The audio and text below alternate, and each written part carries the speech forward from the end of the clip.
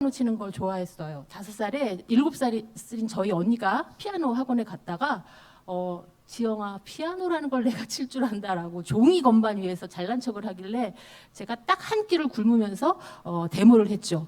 언니는 피아노를 알고 나는 피아노를 모르는 그런 불편부당한 상태는 시정되어야 한다. 그랬더니 이제 저희 엄마가 저를 데리고 5살짜리 저를 데리고 피아노 학원 같은 학원에 데려가 올려자 주셨어요. 다리가 피아노 의자 아래 닿지 않아서 대롱대롱한 채로 앉아 주셨는데 그날 그 바이엘 상권의 한 3분의 1을 그냥 나갔죠. 도레도레도 1번, 도레미도 2번, 도레미파미레도 계속 나가는 거예요. 선생님이 너 지영이 피아노 잘 치는 아이구나. 그 말이 제 그냥 뇌리에 들어와 버린 거죠. 선생님이 나는 피아노 잘 치는 아이라고 했으니까 나는 이제 피아노 잘 치는 아이로 살아야겠다. 그때부터 제 인생은 피아노와 피아노 아닌 것으로 나뉘어졌어요. 그 영화 심영래 코미디언이 감독이 되어 영화를 고질라를 찍었을 때 이 세상 사람들을 고질라 영화를 본 사람과 안 본 사람으로 나눴다고 하는데요. 저는 이 세상을 그냥 피아노와 피아노 아닌 것으로 나누고 저는 피아노인 것에만 매진하려고 애를 썼었어요. 피아노 잘 치는 사람이 가는 곳이 있었어요. 그 특수 목적 학교 예술 계통 학교가 있었고 그곳은 시험을 쳐서 가야 했는데 그건 사실 레슨도 많이 받아야 하고 피아노 연습도 많이 해야 되고 공부도 해야 되는 뭐 경제적인 것이 또 받쳐줘야 되는 것이었는데요. 그때 우리 성지교회가 개포동으로 옮기기 전에 음마 아파트에 있었던 시절 기억하십니까? 예, 우리 그 예배 드리고 나면 저기 다 같이 카레를 만들어 먹고 다 같이 카레를 먹고 난 뒤에 오후 예배를 다 같이 드리고 다 끝난 다음에 성가대 연습도 다 거의 같이 하던 그런 시절이 있었습니다.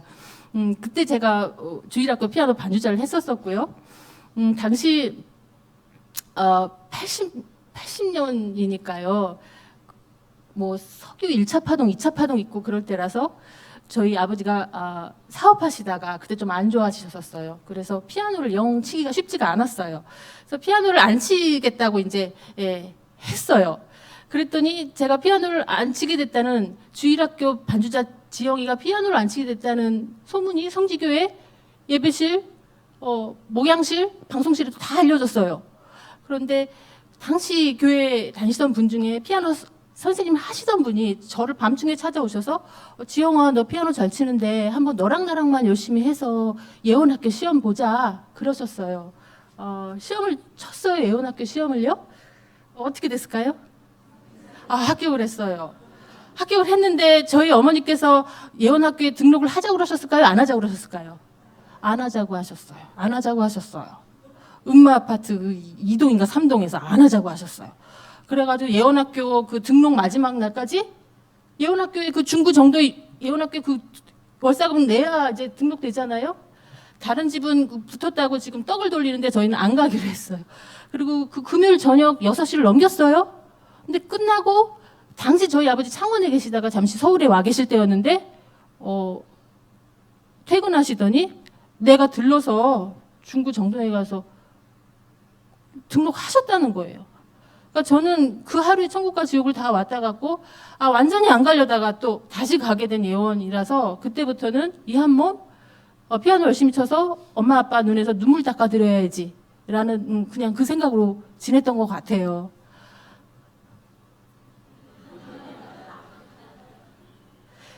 지금 저기가 개포중구 1단지 지금 관리처분 인가나고 재건축하니라고 싹 다 밀어버리고 펜스 치고 있는 저 개포중구 1단지의 저 나무들 다 제 피아노 소리 듣고 자란 나무들입니다. 예, 다 베토벤, 모차르트 듣고 저렇게 잘 자랐는데 이제 재건축되니라고 지금 잘려나가게 생겼어요. 지지난주에 지나가다 또 찍었죠. 예원학교 서울예고 6년 다니는 동안에 그냥 피아노를 전부로 생각을 했어요. 피아노를 잘 쳐야 되니까. 그래야 서울대 음대 가고 선생님도 되고 피아니스트도 되고 그럼 제가 하고 싶은 일도 하면서 엄마 아빠 기쁘시게 해드릴 수 있으니까. 사실 저는 그것만 생각하고 지냈었던 것 같아요. 아마 지금 요즘 중고등학생들도 무엇이 목표인지 모르겠지만 어쨌든 그것인가 무언가를 정한 다음에 그 내일을 위해서 지금 여기 오늘은 많이 희생하고 사는지도 모르겠어요. 저도 무엇이 목적이고 무엇이 수단인지 잘 모른 채로 피아노만 그렇게 몰두하면서 지냈었던 것 같아요. 제가 고3이 돼서 또 열심히 피아노를 쳐야 돼가지고 저희 어머니가 음악 파트 여기가 기반인데 서울예고는 평창동에 있단 말이죠. 너무 머니까 아예 그 앞으로 이사 갔어요. 홍제동으로. 이사 가서 제가 거기서 그냥 가깝게 버스 타고 댕기고 저희 어머니가 거기서 여기 개포동으로 출퇴근을 하셨죠. 그렇게 집에 온갖 민폐를 다 끼치고 서울대음대 피아노과에 시험을 쳤어요. 붙었을까요? 떨어졌을까요? 아, 잘못 알고 계시네. 떨어졌어요. 초태에 떨어졌어요. 떨어졌어요. 그런데 제게는 그게 충격이었던 것 같아요. 그리고 떨어지자마자 바로 뭐 후기도 준비하지 않고 당신은 지금도 대학 가기 어렵고 그때도 늘상 지구가 생긴 이래 대학은 가기 어렵지만 당시 10명 중에 2명만 전기에 합격하고 8명 중에 또 몇 명만 다시 후기에 합격하는데 저는 후기를 생각을 또 하지를 않아서 바로 대성학원을 등록해서 다니기 시작했어요. 그런데 1989년이에요. 제가 김 목사님이 제 나이를 한번 밝혀달라고 그러셔갖고 1989년입니다. 1989년 19살이었는데 재수를 하는 한 5월쯤에 몸이 많이 아픈 거예요. 피아노를 쳐서 삭신이 쑤신가 보다 싶어서 저기 말죽거리에 죄송합니다. 그때 말죽거리라고 했어요. 양재역 사거리에 예루살렘 정형외과라고 있는데 아직도 있어요. 어머나. 거기에 이제 제가 피아노 치다가 손이 아프면 이렇게 파라핀으로 이렇게 물리치료하려고 가던 곳이었는데 내가 너무 피아노 쳐서 몸이 아픈 것 같다. 그래서 예루살렘 정형외과 가서 파라핀 치료를 받으려고 갔는데 이상하다. 좀 찍어보자. 근데 그 가슴 사진을 찍고 나서 의사 선생님이 A-뿔을 적어주더니 영동 세브란스로 가라고 하시는 거예요. 근데 그 영동 세브란스로 가느라고 대성학원을 다니다 못 다닌 채로 세브란스에서 2주를 입원을 하고 결과는 신촌 세브란스의 암센터로 가야 되겠다라는 결론이었어요. 그때 제가 저희 엄마께서 당시 영동 세브란스에서 그 2주 동안 촬영했던 것들 다 기록을 모으고 다음 주 월요일 날 신촌 세브란스로 가는 그 주일날 제가 처음 맨 뒤에 앉아서 누워서 예배 드렸었어요. 그러니까 치료는 시작하지 못한 채로 검사 기간이 너무 길어지면서 몸이 점점 더 안 좋아져가지고 그때 들었던 얘기는 임파선 암이라는 거였어요. 89년이었고 저는 19살이었고 대학을 미처 들어가지 못한 재수생이었어요. 당시 그때는 내가 어느 참고서를 봐야 이 문제에 관한 솔루션이 생기지? 악보의 어느 부분을 열어봐야 이 다음을 연주할 수 있을지? 너무나 막막했어요. 지금도 어려운 병이지만 당시는 그 병명 자체가 생소했었고 당시 제가 크리티컬하게 대학을 준비하고 있었던 때였기 때문에 더더욱이나 그랬던 것 같아요. 그러고 나서 이제 신촌 세브란스에 가서 조금 더 검사를 한 다음에 항암 치료에 들어갔죠. 그때 제 모습을 보셨던 분들이 여기도 그대로 계세요.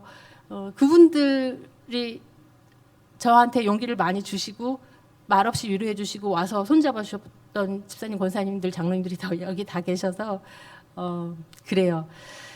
제가 그때 느꼈었던 건 이런 거였어요. 이상하다. 내가 분명히 대학을 향해서 피아노를 향해서 피아니스트라는 어떤 목적을 향해서 가고 있었는데 그게 멈추면 어떻게 되는 거지? 이상하다. 우리는 어디를 도달하려고 하는데 거길 도달하지 못하면 아예 출발한 것이 잘못인가?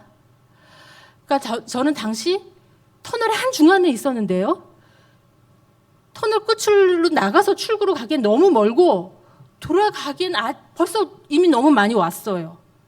그리고 사실 돌아가는 방법도 몰랐고요. 아니 원래 하나님 이렇게 누구 이렇게 살다가 한번 터널에 확 집어넣은 다음에 너 나오나 안 나오나 보자 이러시는 분이신가? 아니야 우리 부모님도 나한테 너가 대학을 가야 한다 피아노를 쳐야 한다고 한 적이 없는데 설마 하나님이 그러신가? 혹시 정말 우리 엄마 아빠한테는 죄송한데 내가 이 터널 한 중간에서 내 인생의 기차가 멈춰지면 어떻게 되는 거지?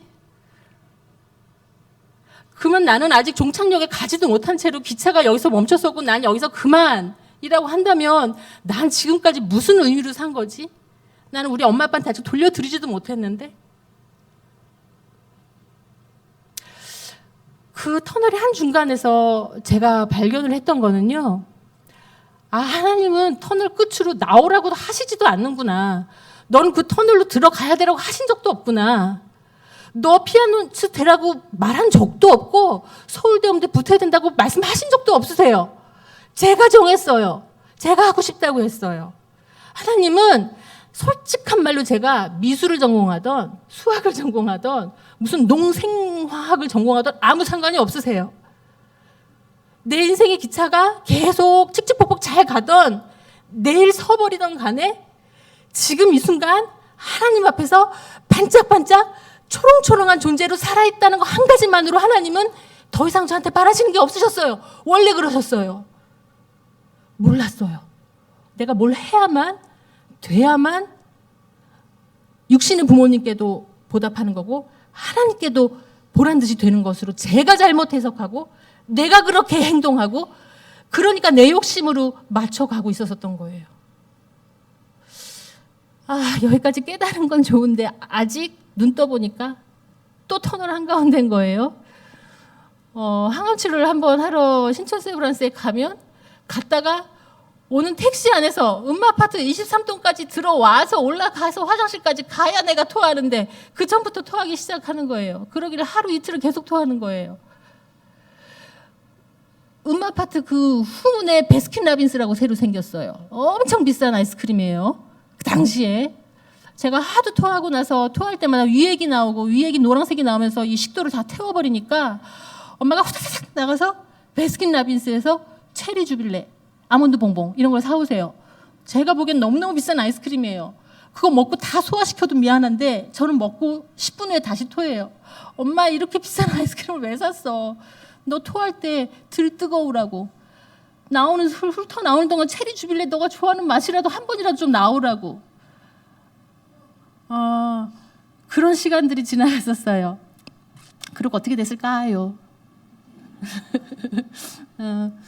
89년을 그렇게 보내고 90년 시험을 못 보고 그냥 재수도 못하는 채로 삼수를 가서 몸이 허락을 하면 공부를 하고 몸이 허락을 안 하면 쉬고 눈이 안 떠지면 자고 눈이 떠지면 공부를 하고 그냥 오늘은 학원을 갈 수 있을 것 같으면 가고 못 갈 것 같으면 집에서 쉬면서 공부를 했어요. 단 예전과는 달랐어요. 예전에는 해야 되고 돼야 된다면 이제는 하지 않아도 좋아. 되지 않아도 좋아. 다만 내가 오늘 지금 하는 일 주어진 일이 오늘 요거 하는 일이니 오늘 요것만 일단 하자. 오늘 조선시대 요것만 일단 한번 해보자. 그 사람들 어떻게 살았는지 일단 해보자. 난 여기서 이렇게 터널에 헤매고 살고 있는데 그 시대 사람들 어떻게 터널에서 헤매고 살고 있는지 한번 보자. 백지에서 공부를 하니까 흰 스폰지가 물감을 빨아들이듯이 잘 빨아들여지더라고요. 그리고 당신은 피아노를 이제 더 이상 칠 수 없다고 생각된 후로 서울대 음대 안에 필기만 좀 많이 봐서 가는 작곡 이론과를 가기로 마음을 바꾼 상태였기 때문에 결정을 한 게 아니라면 어차피 피아노를 안 치고 못 치니까 할 수 있는 게 그것밖에 없었어요. 그 과에서 그냥 요구하는 공부 수준이라고 하면 그냥 그 정도 공부하면 되겠다. 그냥 그렇게 크게 바라지 않았어요. 여전히 손지원이어서 서울대 작곡 이론과에 원서 넣고 서울대 교문 앞에 저희 엄마랑 아침에 갔었어요. 시험 치러 가야 되니까. 엄마가 제 손을 잡고 말씀하셨어요. 지영이 오늘 5시 10분 학력고사 종 땡치는 날 여기로 걸어 나올 수 있게 해주세요. 붙여달라는 말씀이 없었고 붙여달라고 할 이유도 없었어요. 그날 5시 10분에 저는 걸어 나왔었고요. 합격자 명단에 제 이름이 있더라고요. 자, 감사했어요. 감사했는데 대학을 또 들어가 보니까 다른 대학 입시 통과하고 온 친구들 벌써 2년 어린 친구들하고 대학을 다니는데 저랑 약간 온도가 달라요. 결이 달라요. 케미가 다르더라고요. 걔네들은 어느 날 머리를 이렇게 빨간색으로 하고 오더라고요. 다른 날은 파란색으로 하고 오더라고요. 그리고 인생이 뭐냐 그러면서 막 알코올을 막 집어넣더라고요. 근데 저는 터널을 한번 통과하고 나서 새로 출발한 기차여서 아니 지금 기차가 칙칙폭폭 가고 있는 것도 감사한데 왜 자꾸 머리를 빨간색, 파란색, 금색, 은색으로 하면서 인생의 의미를 막 캐고 캐는 거예요. 아니 쟤네들이 무슨 건강이 맥주 시키면 딸려오는 무슨 골뱅이 반찬인 줄 아나. 어쩜 저렇게 건강을 허비하고 인생을 허비하나. 온도랑 케미가 안 맞는 거예요. 그리고 제가 나왔다고 저한테 무슨 가점을 주는 것도 아니고 너는 한 20m 앞서서 출발해서 100m 달리라고 하는 것도 아니고 계속 힘든 거예요. 체력이 천천히 회복이 되고 있으니까. 게다가 제가 가장 이 세상에서 중요하다고 생각했던 피아노는 지금 내려놓은 상태잖아요. 그래서 터널에서 나왔는데도 잘 답이 안 보이더라고요. 어떻게 해야 되지? 정말 어떻게 해야 되지? 대학을 나오고 나서 어차피 피아노가 아닌 건 뭐 어느 거나 마찬가지다. 내가 새로 이 기차를 다시 타고 가는 마당에 종착역이 어딘지도 모르겠고 종착역에 도착하지도 않아도 좋아. 내가 이 기차를 타고 가고 있는 동안에 의미 있는 일을 내 아는 선상에서 찾아보자. 가까운 곳에 법이 있었어요. 사실 저희 어머니가 법대 나오셨는데 법대 다니실 때 책을 다 법전을 버려버리셔갖고 집에는 법책이 아무것도 없었어요. 우리 집에는 법 분위기는 전혀 아니었어요. 그런데 당시 우리나라 그 좁은 사법시험을 좀 넓히자는 욕구도 많이 있었었고 제가 공부 시작할 때는 아니었는데 시작하고 나니까 계속 또 뽑는 인원도 늘어나더라고요. 내가 이렇게 아둔해도 나한테도 한번 기회가 오지 않을까? 라면서 공부를 할 수 있게 됐어요. 저 모습은 고시원방인데요. 당시 공부를 하다가 공부가 잘 안 돼요. 그 법전을 처음 펼치면 다 상용 문자 외계인이 써놓은 러시아 말 같거든요. 무슨 말인지 모르겠어요. 아니 이렇게 어려운 한자를 다 읽고 외우고 이해해서 또 풀어서 써서 당시 사법시험 준비하는 2만 명, 신림동에만 10,000명이 거주했는데 저도 그 신림동 고시철에서 저런 고시원방에서 공부를 했는데 이 사람들, 그 날고 기는 공부 잘하는 사람들을 어떻게 해치고 나가서 내가 사법시험에 합격할 수 있을까? 정말 너무 암담했었어요. 하지만 한번 해보자고 해서 내가 아프면 누워서라도 책을 보리라 하고 이렇게 하나씩 붙여놨다가 저렇게 점점 방에 많이 붙여져 갖고 전체가 이렇게 붙여져 있는 거예요. 저게 연출된 게 아니라 고시원방에 한 1년 있으면서 계속 붙여서 저렇게 된 거였고요.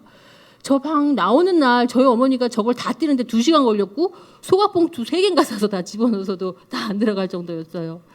그런데 아이러니하게도 저 연도가 보이죠? 99년? 99년에 떨어졌어요, 사법시험을. 그 다음 해에 1차와 2차를 동시에 붙었는데 저 사진이 지금 아직도 구글에 돌아다녀요. 그리고 저 사진 밑에 뭐라고 써 있냐면 네 얼굴이 방명할 정도로 미인이 아니라면 네 남편이 뭐 10,000원짜리로 불쏘시개를 만들 만큼 부자가 아니라면 저렇게 공부하라.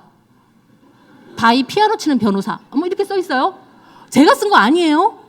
어떤 분이 이렇게 퍼가서 본인이 쓴 말을 퍼가다 그렇게 된 거예요. 저 명예훼손하는 건데 제가 바빠서 삭제 요청을 지금 10년째 못 하고 있어요. 저는 아프면 누워서라도 공부하려고 절박한 마음에 했었었고 아둔했기 때문에 저렇게밖에 공부를 못했어요. 2000년에 시험에 붙었었던 것 같아요. 2000년에 시험 붙었은 그 해에 저 아직 법대를 다니고 있었어요. 제가 사법시험 1차 시험을 보기 얼마 전에 공부를 하려고 이제 신림동에 이제 슬리퍼 끌고 추리닝 입고 그런 패션이 있어요. 고시 패션. 그런 거 입고 돌아다니고 있으면 밥 먹고 나면 이제 335 스터디 그룹들이 모여서 뭐 이렇게 담배도 피우고 그러면서 이제 공부 얘기를 해요. 근데 저는 아무도 없었기 때문에 그냥 무슨 좋은 정보가 있나 해서 항상 귀를 쫑긋하고 다녔었거든요. 근데 335 모인 사람들이 이런 말을 하더라고요. 시험 봐봤자 여자는 좀 아무래도 딸려. 그리고 법대 안 나오면 딸리지. 그리고 나이 들어서 붙으면 뭐 기회가 많이 안 와. 이런 말을 하더라고요.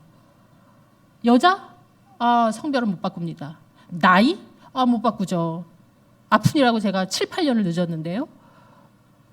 근데 법대? 법대는 내가 뒤늦게라도 한번 들어가 보면 좋겠다. 법대에 전화를 했어요. 음대 나온 사람이 법대 안 들어가면 안 되는 법이 있냐고.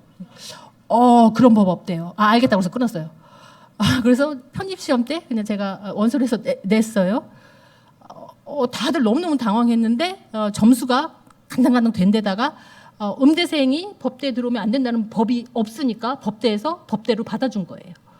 그래서 사법시험 2차 시험 친 때가 아직 법대를 편입해서 다니고 있던 때였는데 제가 시험은 끝났지만 아직도 법대 수업이 안 끝나서 제가 서울대 앞에서 하숙을 하고 있을 때였는데 시험에 2차 시험까지 붙었다는 말을 듣고 집에 수지까지 빨리 와야 되는데 다음 날 법대 마지막 교양 시험이 남아 있는 거예요.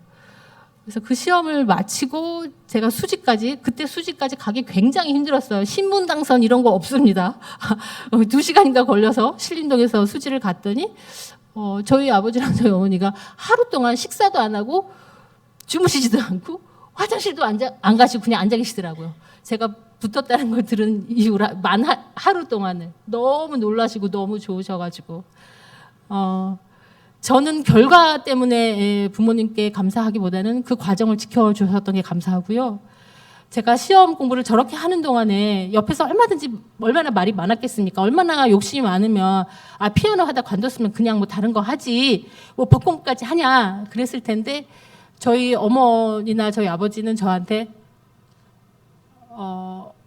붙을 건 분명한데 네가 고생하니까 좀 안타깝다라고 하셨어요. 그러니까 붙을 걸 이미 갖다 놓고 말씀을 하시니까 부모님이 붙는다고 그러는데 제가 중간에 포기할 수가 없었어요. 이미 붙을 것 믿는 정도가 아니라 안다고 하시니까. 그래서 믿음이 크면 그냥 알미 되는구나. 그래서 구글에 이상한 말이 있으면 제가 쓴 게 아니라는 거 알아주시고 그렇게 해서 이래저래 변호사가 되었어요. 저 사진은 뭐냐면요. 저 여성이 1967년에 보스턴 마라톤 대회에서 뛰고 있는 모습이에요. 그런데 지금 뛰는 거예요. 뛰는 걸 누가 옆에서 방해를 해요? 방해하죠. 지금 끄잡아 내리려고 그러죠. 저분이 캐서린 스위처라는 여성인데 1967년 그닥 오래 아니에요. 1967년에 지금 장님 고사님 다 건강하고 젊으실 때였어요. 1967년에 미국에서는 마라톤 대회에 여성이 나가면 안 됐었어요. 놀랍죠. 우리보다 훨씬 더 선진이라고 생각하고 자유의 나라라고 생각하는데 그닥 멀지 않았던 1967년에. 그래서 저 캐서린 스위처라는 여성이 캐서린 여자 이름이잖아요. 그래서 K라고 이니셜을 써서 지원서를 내서 마라톤 대회에 참가한 거예요. 근데 처음 이제 시작할 때는 이렇게 뛰고 있다 뛰니까 여자가 뛰는 게 보이니까 어디 여자가 뛰냐고 하면서 다 끄잡아 내리려는 사진이에요. 불과 얼마 안 된 1967년에 52년 전에 2년 전이 2017년에 50주년 기념으로 저 여성이 50년 후에 다시 보스턴 마라톤 대회 기념으로 뛰었어요. 이렇게 세상이 변하고 남녀가 동등한 일을 할 수 있다는 제 거 아니죠? 예. 고객님 사랑합니다. 네, 괜찮습니다. 그럴 정도로 이 50년의 세월은 정말 빠른 거였고요.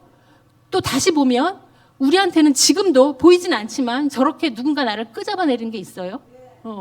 보스턴 마라톤 대회 당사자는 아니라도 좋아요. 뭔가 부모님 어떤 때는 부모님일 수도 있고 어떤 때는 친구일 수도 있고 선생님일 수도 있고 네, 정말 대적하는 사람이 있을 수 있어요. 네, 그럴 수 있어요. 다만 사실 시간이 지나고 나면 정말 너무 우스꽝스러웠다는 것, 저 뛰려는 사람이 얼마나 고군분투하면서 저 한 발짝을 내디뎠다는 걸 이제는 알 수가 있잖아요. 아마 지금 힘들고 어려운 상황에 있는 분은 혹시 누군가 저렇게 끄잡아 내리려고 하는 상황이라 할지라도 그건 다 지나간다는 거예요. 그날은 결과가 엄청 안 좋았겠죠. 분위기 엄청 안 좋았겠죠. 보스턴의 뉴스에 대서득필됐겠죠. 그렇지만 후대 사람들에게 너무나 귀중한 선물을 준 거죠. 그래서 꼭 하고 싶은 얘기가 있어요. 제가 간증을 많이 하진 않지만 하다 보면 제가 대학에 간 거, 서울대 음대 간 거, 서울대 법대 간 거, 변호사 된 곳에 너무 집중을 해서 들으세요.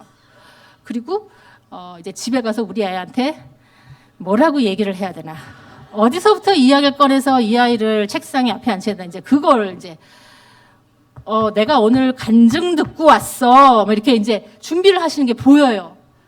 그래서 말씀을 드리려고 준비를 해요. 꼭 하고 싶은 이야기가 있어요. 꼭 하고 싶은 이야기가 있어요. 내가 무슨 일을 하냐, 할 수 있나, 너 무슨 일을 할 수 있냐, 또 나는 나를 자책해서 내가 무슨 일을 할 수 있냐 라고 묻기 전에 그냥 하고 싶은 거 그걸 그냥 하면 돼요. 할 수 있을까? 우리 부모님이 안 받쳐주는데, 내가 금수저가 아닌데 내가 할 수 있을까? 내가 건강이 딸리는데, 내가 집중력이 딸리는데, 내가 조금 얼굴이 딸리는데, 내가 키가 딸리는데, 그 생각을 하면서 안 된다고 하는 이유는 내가 혹시 안 됐을 때 미안한 말이지만 덜 쪽팔리고 싶어서 일단 이유를 만들어 두는 거거든요. 그건 정말 안 됐을 때 그때 만들어도 늦지 않아요. 그 이유는. 내가 정말 하고 싶은 게 있으면 일단 그냥 하는 거예요. 그리고 우리 모두 그렇게 다 유명하지 않아요. 제가 혹시 했다가 안 되더라도 누가 어머 너 그거 하려다 안 되니? 라고 엄청 기억하지도 않아요. 저 피아노 치는 변호사라고 우리 성지교회 우리 친정 식구 같은 분들은 저를 이렇게 기억해 주시지만 제가 어디 미국 가면 누가 누군지 어떻게 알겠어요? 그냥 동양에서 온 그냥 동양 아줌의 여자죠. 그죠? 다른 사람 의식할 거 없이 그냥 하고 싶은 바로 그것을 그냥 지금 이 순간 그냥 하면 되는 거예요. 왜냐하면 어떤 일을 하는 가장 확실한 방법은 뭐예요? 그걸 그냥 하는 거예요. 별거 아닌 것 같은데 그래요. 그런데 하지만 여러분이 무엇을 전공하고 공부하든 어떤 직업을 갖든 꼭 잃지 말아야 할 것이 있어요. 사실 지금 이미 직업이 있는 어른들도 마찬가지예요. 전공, 직업, 하는 일 가진 것들은 삶의 목적이 될 수 없어요. 삶의 목적이 되는 순간 거기에 도달하지 못하는 모든 사람은 패배자가 돼야 되잖아요. 그 산에 오르지 못한 모든 사람이 중도 탈락자가 되어야 되잖아요. 하나님은 그렇게 계산하고 있지 않으세요. 어디 거기까지 와야 한다고 계산하지 않으세요. 아프리카에 누라는 영양들이 있대요. 근데 그 아프리카의 그 누라는 영양들은 떼지어 다니기를 좋아한대요. 그래서 떼지어서 수만 마리가 풀을 먹으면서 이렇게 무리지어서 이동을 하고 있대요. 그런데 무리가 많으니까 앞쪽에서 풀을 뜯어 먹으면 뒤쪽에서 갈 때 벌써 풀이 없을 거 아니에요?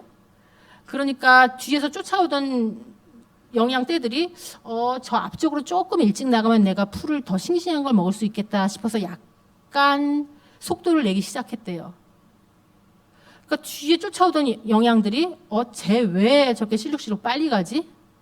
저기 뭐가 있나 보다. 그리고 조금 더 속도를 내기 시작했대요. 맨 끝에 있는 애들은 쟤네들 왜 저렇게 빨리 가지? 저기 앞에 뭐가 있나 보다. 뛰기 시작했대요. 아프리카 영양 누들 몇만 마리씩가 뛰어다닌대요. 맨 앞에 있는 애한테 물어보면 왜 뛰는 줄 모르고 뛰고 있어요. 근데 멈출 수가 없어요. 왜냐면 뒤에서 뛰어오니까. 내가 멈추면 깔리니까. 쭉 뛴대요. 앞에 저렇게 절벽이 있는데 못 멈춘대요. 다 떨어진대요. 아프리카 영양 누가 멸종 위기에 있어요. 왜요? 왜 뛰는지 모르고 뛰어가지고.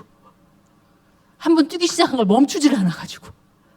괜히 그 한 몇 마리가 뛰기 시작한 이유도 없이 조금 욕심내서 뛰기 시작했던 것이 전 무리, 종족 자체가 지금 괴멸 위기에 있대요.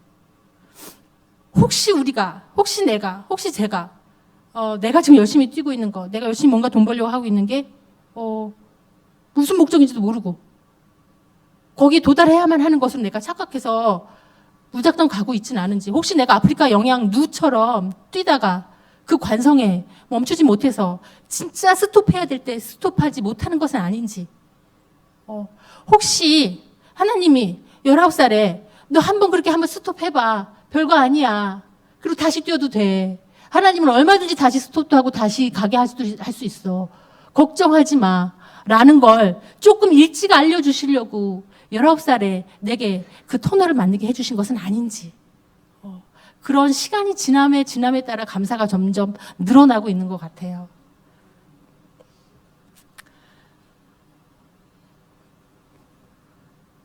그러니까 우리가 꼭 어딜 가야 돼요? 우리가 꼭 설악산을 꼭 가야 되나? 백두산을 꼭 가야 되나? 그냥 하는 데까지만 하면 되는 거예요. 그냥 하는 데까지만 하면 되는 거예요. 그냥 한 데까지만 하면 되는 거예요. 근데 안 되면 어떡하지? 우리 중고등학생들 제일 걱정해. 안 되면 어떡해, 안 되면 어떡해. 하지도 않고 안 되면 어떡해, 안 되면 어떡해. 전부 다 그러고 있어요. 유리 멘탈. 안 되면 어떡하니. 하지도 않고.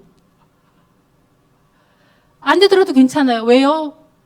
우리는 그동안 하나님과 함께 했던 그 모든 시간 그 자체로 후회가 없어요. 도달하지 않아도 후회가 없어요. 꼭 가야 맛인가? 도착해야 맛인가? 과정이 중요하기 때문에 결과는 상관없어요. 그런데요, 과정을 하나님과 함께 하잖아요. 결과는 어지간하면 보장돼 있던데요. 왜냐하면 함께 했으니까. 세탁소의 옷걸이 이야기를 하고 싶어요. 세탁소에 옷걸이가 있었대요. 옷걸이는 말만 옷걸이지 철사예요. 철사를 이렇게 휘어서 만든 옷걸이가 돼요. 이쪽 옷걸이가 저쪽 옷걸이한테 묻습니다. 옷걸아, 옷걸아. 이거 맞는 말인가요? 옷걸아, 옷걸아. 이 옷걸이는 추리닝을 걸고 있고 이쪽 옷걸이는 무슨 좋은 모직 코트를 걸고 있더래요. 그래서 추리닝 옷걸이가 모직 코트 옷걸이한테 물는 거예요. 옷걸아, 옷걸아. 넌 참 좋겠다. 왜? 야, 나는 왜 이렇게 주인이 더러운 추리닝을 이렇게 맨날 갖다가 이렇게 내가 걸고 있는지 모르겠다. 너 모직 코트 너무 멋지네. 그랬더니 야, 이거 다음날 찾아가면 나 그냥 철사야. 너도 철사, 나도 철사야. 아, 그래? 우리가 지금 잠시 입고 있는 옷, 제가 지금 잠시 입고 있는 변호사라는 직업, 잠시 가지고 있는 모습, 포지션, 그냥 옷걸이에요. 내일, 모레 주인이 조금 뭐 늦게 찾아가거나 일찍 찾아가거나 모직 코트를 가져가건 밍크 코트를 가져가건 저희는 그냥 옷걸이가 남아요.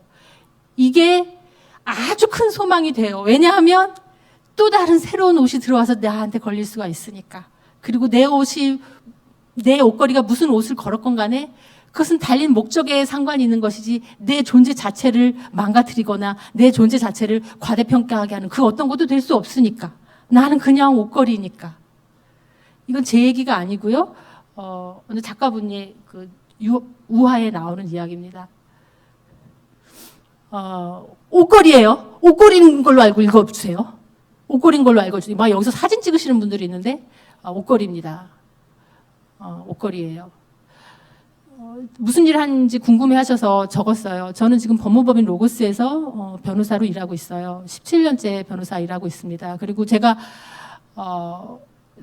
성지교회 주일학교 피아노 반주자 출신으로서 로고스 예술문화사업지원센터의 센터장으로 있고요. 왜 박정 변호사 부동산 하냐고 물어보시는데 여러분 젠트리피케이션이라는 이야기 들어보셨나요? 어떤 상권이 발달을 해갖고 거기에 사람들이 모이고 파리바게트도 들어오고 떡집도 들어오고 사람이 많이 보이니까 예술가들이 들어가서 거기서 콘텐츠를 만들고 공연도 하고 거기다가 임대를 얻어서 작품도 활동을 하고 그래요. 그러면 그 상권이 가만히 있나요? 땅값이랑 임대료가 다 올라가나요? 다 올라가죠? 그러면 정작 그 상권을 발달시킨 임차인들은 그 임대료를 내나요? 못 내나요? 못 내죠? 그래서 쫓겨나는 것. 정작 그 상권을 발전시킨 그 당사자가 쫓겨나는 현상을 젠트리피케이션이라고 하는데요. 그 젠트리피케이션의 가장 큰 피해자가 예술가들이에요. 예술가들은 우리 보통 사람들은 본인들의 사회적인 포지션이나 건강이나 노후나 이런 거 잘 챙기고 하는 동안 예술가들은 한마디, 한 소절, 붓터치 하나에 목숨을 걸고 있어요. 거기에 집중하려고 태어난 사람들이에요. 그래서 자기의 삶을 잘 못 돌봐요. 그러면 우리가 그 예술을 통해서 우리가 빚을 지고 살면 그들에게도 좀 돌려줘야 되지 않을까요? 제가 뼛속까지 예술가라서 이런 마음이 계속 있는 것 같아요. 그래서 예술문화사업지원센터를 하면서 돕고자 애를 썼는데 젠트리피케이션이 일어나면 잘 안 되는 거예요. 부동산부터 잡아야 같이 잡는 거구나. 그래서 제가 3년 전부터 준비해서 우리나라는 변호사가 변호사 자격을 따면 세무사나 변리사 자격은 동시에 취득하지만 공인중개사 자격은 동시에 취득되지 않고요. 공인중개사 아닌 사람이 중개를 하면 안 돼요. 그래서 변호사이면서 공인중개사 일을 함께 할 수 있다면 부동산에 관한 많은 분쟁이 있을 때에 소송으로 몰아붙이지 않고 원만한 해결과 거래를 통해서도 분쟁이 해결될 수 있는 방안이 있고 또 그렇게 해서 알게 되는 많은 부동산의 입지들 중에 예술가들에게 알맞은 입지가 있다면 제가 잘 연결할 수 있지 않을까라는 생각에서 부동산 일도 같이 하게 되었습니다. 사실 미국의 변호사들은 변호사가 중개사 일을 당연히 같이 해요. 뉴욕에 있는 변호사들은 맨하탄의 그 에버뉴들을 다 쪼개서 자기 영역 다 나눈 다음에 빌딩을 전부 다 변호사들이 중개합니다. 우리나라만 공인중개사와 변호사의 영역이 따로 되어 있어요. 그래서 로고스 부동산 중개라고 중개사무소를 열어서 제가 대표 공인중개사도 하고 있고 이미 부동산에 관해서 관심 많으신 분들 우리 직원 중에서 또 직원으로 뽑아서 함께 일도 하고 있습니다. 그리고 예술한 일 같은 것이 있기 때문에 한국예술인복지재단 같은 곳에서 컨설팅 같이 하고 있고요. 또 한국예술종합학교의 겸임교원으로 고 1년에 한 학기 정도씩 예술가를 위한 법이라는 강의를 하고 있습니다. 지난해 했었고 그러니까 경년마다 돌아와서 내년에 다시 강의할 예정입니다. 그래서 저는 피아노 치는 변호사 박재영으로 살고 있어요. 저 그림은 우리 딸이 7살 때 엄마 좀 그려줘 했더니 피아노라고 말하지 않았는데도 그려준 그림입니다. 지내보니까 그렇습니다. 살아볼 만합니다. 아주 살아볼 만해요. 여기 이곳, 이 지구 아주 살아볼 만해요. 결과만 놓고 사람을 따지는 거라고 한다면 이 1등만 기억하는 더러운 세상 할지 모르겠는데 세상이 변하고 있습니다. 우리 모두 변하고 있어요. 그리고 과정을 훨씬 더 중요하게 생각하고 과정이 결과를 담보한다는 것에 관한 신뢰가 점점 더 쌓여가고 있는 사회 같습니다. 혹시 내가 결과는 어떻게 될는지 모르지만 과정에 있어서 내가 최선을 다해볼 수 있다라고 하는 사람들에게 점점 더 기회가 많이 주어지고 있는 곳이라고 생각해요. 만약에 그런 기회가 주어지고 있지 않다고 생각하면 내가 그 기회를 만들어 간다고 생각해도 될 거라고 생각합니다. 저는 아직 살아볼 만하다고 생각하고 있습니다. 또 하나는 아인슈타인 할아버지께서 해주신 말씀인데요. 어떤 사람의 가치는 그 사람이 무엇을 받을 수 있는 게 아니라 그 사람이 무엇을 주는가를 보면 알 수 있다고 해요. 만약에 받는 것으로 결정된다면 받으면 누가 저한테 줘야 되잖아요. 그건 저의 영역이 아니잖아요. 그런데 내가 주는 걸로 내 가치를 내세울 수 있다면 주는 건 제가 결정할 수 있잖아요. 멋진 말이더라고요. 내가 줄 수 있다면 내 가치를 내가 정할 수 있겠구나. 그래서 제가 뼛속까지 예술가인 마음하고 또 제가 변호사를 통해서 예술가들을 돕고 예술가들을 지원할 수 있는 일들을 생각해 봤는데 여러분 메리 포핀스라는 뮤지컬에 그 내니 유머로 나오는 언니죠. 지금은 할머니가 되셨지만 그 유머로 들어와서 하루 종일 놀고 저녁에 감기가 걸릴까봐 이렇게 시럽 같은 걸 하나씩 넣어줘요. 영화 기억나세요? 그런데 남자아이한테 넣어주는 시럽 색깔하고 여자아이한테 넣어주는 시럽 색깔이 달라요. 같은 병에서 나왔는데. 그리고 그 후에 나오는 노래 제목이 A Spoonful of Sugar입니다. 그리고 그 노래 가사는 이런 설탕 한 스푼이 너의 목에 약이 넘어가는 것을 쉽게 해줄 거야. 아무리 어려운 일이라도 기분 좋게 하면 쉽게 이루어질 수 있어 라는 노래를 부릅니다.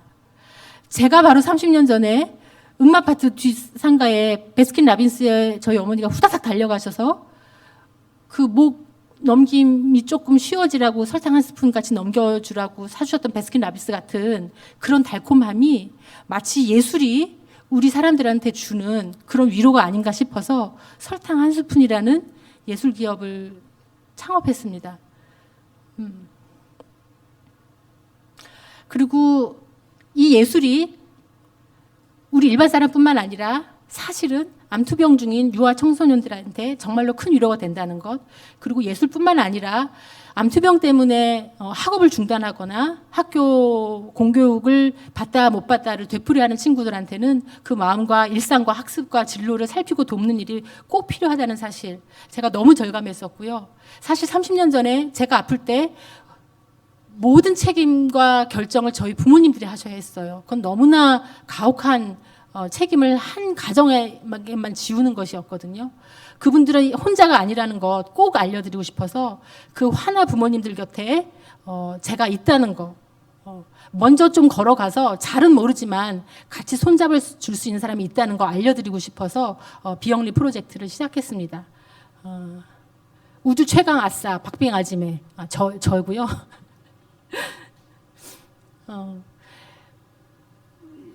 저기가 이제 저 아래 사진이요. 우연히도 제가 30년 전에 갔던 신촌 세브란스 안병동이고요. 거기 지금 제가 아이는 머리가 없어서 마음이 아파서 사진으로 가렸는데 지금 링거병을 이렇게 끌고 지금 병원 학교 안으로 들어가는 거고요. 저 병원 학교 문을 열면 저 안에 지금 그 설탕 한 스푼 멤버들이 음악으로 아이들을 위로하고 치료하는 일 하고 있는 모습이에요. 저희가 아이들이랑 그 아이들 부모님 그 프라이버시 때문에 사진을 많이는 못 찍었고요. 뒷모습이나 저렇게 우리 멤버들 사진만 조금 찍어서 보여드리고 있습니다. 아직 시작이고요. 사실 국가나 지자체나 재단에서 지원하시는 것들이 많아서 그런 지원 좀 받아서 또 열심히 해보려고 하고 있습니다. 설탕 한 스푼은 제가 사무실이 도심공항타워에 있는데 저는 16층에 있고 24층에 조그만한 핫데스크 하나씩을 얻어가지고 설탕 한 스푼 일은 거기서 같이 하고 있어요. 사실 그냥 제 방이 16층에 있으니까 그냥 거기서 같이 해도 되지만 어쨌든 이것은 제가 비영리로 하는 거라서 제 회사에 뭐 다른 누 끼치고 싶지 않아서 방을 별도로 빌려서 그렇게 진행하고 있습니다. 부동산 일도 계속 열심히 하고 있어요. 뭐 금매로 팔아달라면 저기 저 현수막 묶고 있는 사람이 접니다. 화성 공장 급하게 파셔야 된다고 그래서 헐리벌떡 달려가서 제가 현수막도 묶고 하고 있습니다. 사실 음악을 하다가 법을 한다는 것, 변호사가 왜 중개까지 하냐는 것, 또 왜 문화예술이 부동산과 무엇이 상관이 있냐 계속 물어보세요. 전 계속 30년째 계속 답변 드리고 설명드리는데 한꺼번에 이렇게 설명드리기가 쉽지가 않더라고요. 조금만 더 지켜봐 주셔야 될 것 같아요. 그래서 지금 계속 여러분들이 왜 그렇게 하냐고 왜 물으셔서 그냥 이 대답으로 어떤 이게 페이스북에 나와 있어서 이걸로 대답을 대신하려고 그래요. 지금은 사람들이 내게 왜 하냐고 묻지만 나중에 사람들이 내게 어떻게 했냐고 물을 것이다. 어떻게 했냐고 물을 때 그렇게 했노라고 대답하고 싶습니다.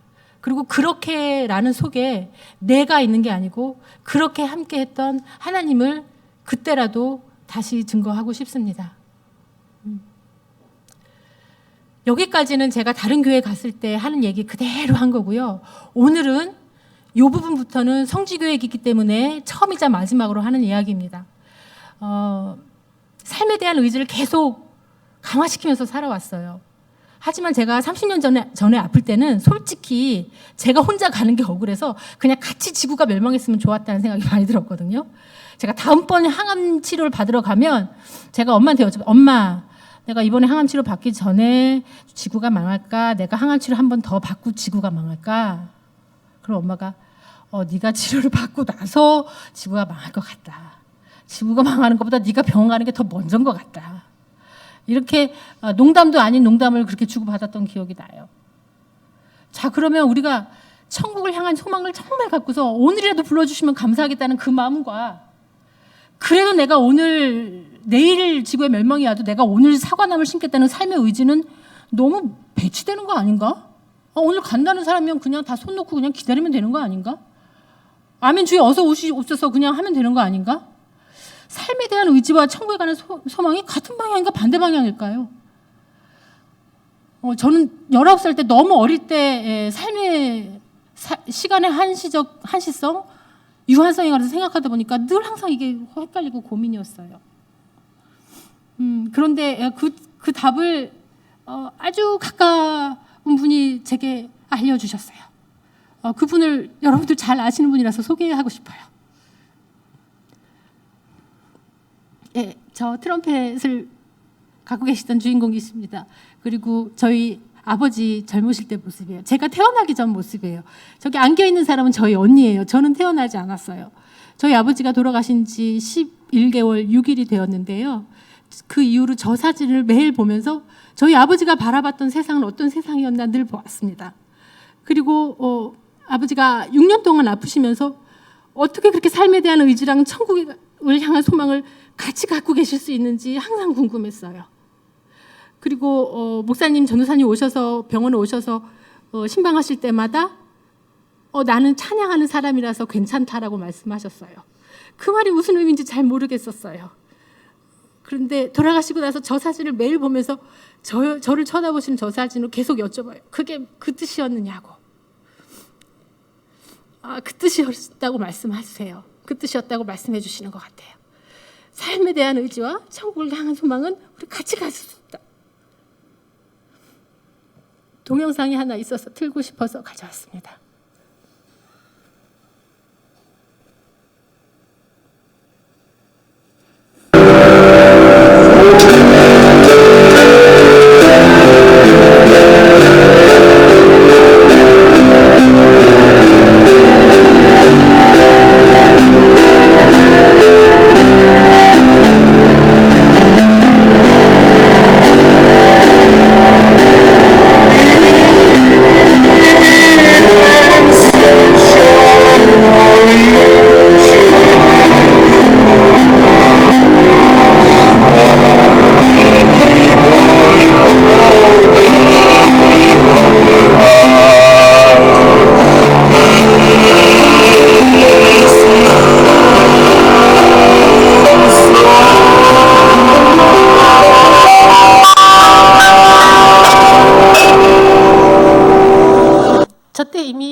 많이 아프셨고 폐도 많이 안 좋아지셨었는데 숨이 차다고 하시면서도 부르셨어요.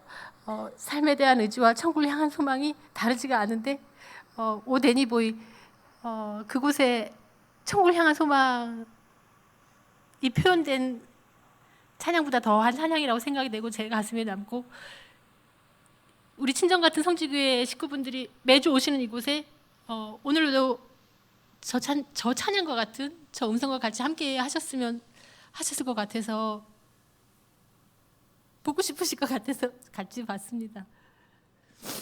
저희 아버지께서 저한테 항상 하신 말씀, 너무 애쓰지 마라. 너무 애쓰지 마라. 아마 그래서 애쓸 수 있었던 것 같아요. 제가 애쓰는데 야, 너 왜 그것밖에 못해? 더 애써야 돼. 더 애써야 돼. 그랬으면 제가 지레 안 했을 것 같아요. 너무 애쓰지 마라. 너무 애쓰지 마라. 그리고 저희 친정어머니 엉킨 실이라고 자르지 마라. 저희 어머니 뜨개질 잘하시잖아요. 근데 실을 절대 자르지 않으세요. 저 같으면 그냥 자르고서 있겠는데 그럼 뒤라도 매드 생기고 안 좋다. 어차피 실은 하나로 돼 있으니까 결국 잡아당기지만 않고 서로 풀면 결국 다 풀린다. 엉킨 실이라고 자르지 마라.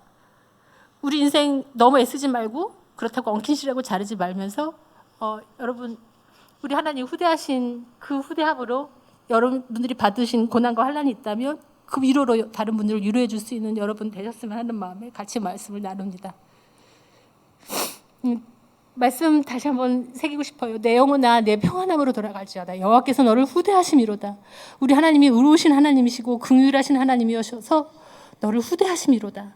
그 후대하심의 결과로 환난 중에 우리를 위로하시고 그 위로로 끝나지 아니하고 그 위로로 다른 사람까지 위로할 수 있는 위로 자격증까지 주시는 분이심을 믿고 그 하나님을 여러분과 제가 같이 믿고 있다는 사실이 너무나 감사합니다. 정말로 감사드립니다. 제게 친정과 같은 성지교회가 주님의 후대하심과 위로하심의 은혜가 늘 충만하시길 기도합니다. 감사합니다.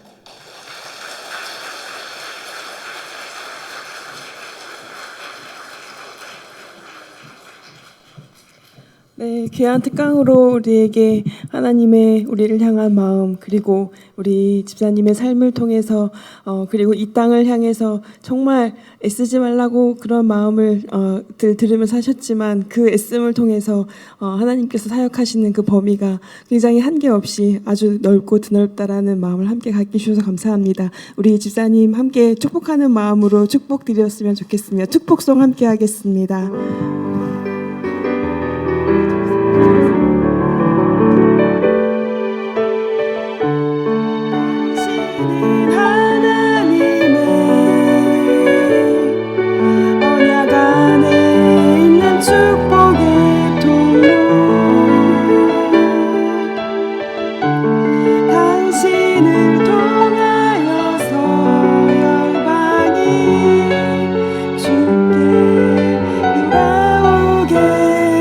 한 번 더 하겠습니다. 당신은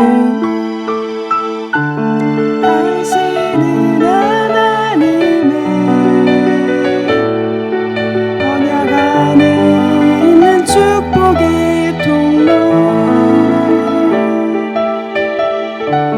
당신을 통하여서 열방이 주께 예배하게 되리. 귀한 특강 전해주신 집사님께 큰 박수 드리겠습니다. 감사합니다. 축도로 예배를 마치겠습니다. 이제는 우리 주 예수 그리스도의 은혜와 하나님 아버지의 지극하신 사랑하심과 성령님의 감화, 감동, 교통하심이, 주님의 후대하심이 우리를 영원토록 함께 하시고 그 위로를 전해주실 것을 믿고 이 세상으로 나아가고자 소망하는 여기 계신 모든 성지교회 성도님들의 머리 위에, 그들의 가정 위에, 이 교회 위에 귀한 간증으로 우리에게 주님의 마음을 알게 하신 박지영 집사님과 그 가족 위에 이제로부터 영원토록 항상 함께 하시기를 간절히 축원하옵나이다. 아멘.